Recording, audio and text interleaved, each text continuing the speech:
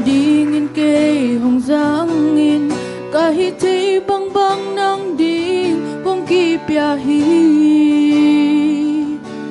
kakang no tuay lai say thale kapil kasyam kanay le lamte kwa maahilo nang ma nung piak sa ahi kapalay say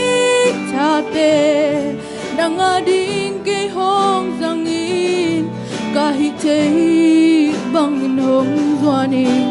nang ading hong zang lain kanutang na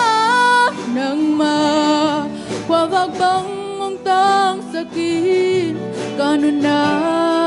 hong papain nang ading hong zang lain kapalay say ta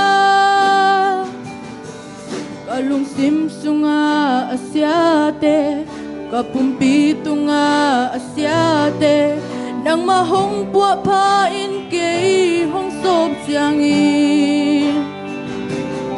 nang manong piyak sa pilnale nang manong piyak sa melhoy na te nang mamintan nari ken hong zangin ma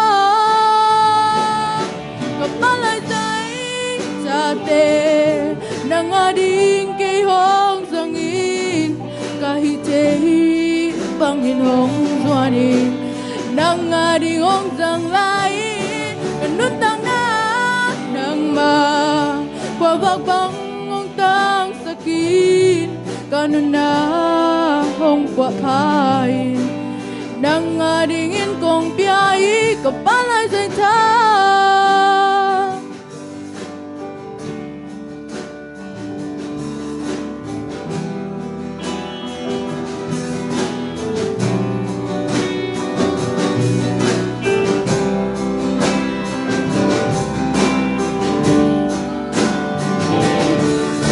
pa o kapalay hunhoy nang adingin kay hong zangin kahit ay bang nang ding kong kipiahi kakang no tuay lai say thale kapil kasyam kanay le lamte wa maahilaw nang ma nung piyak sa ahi kapalay say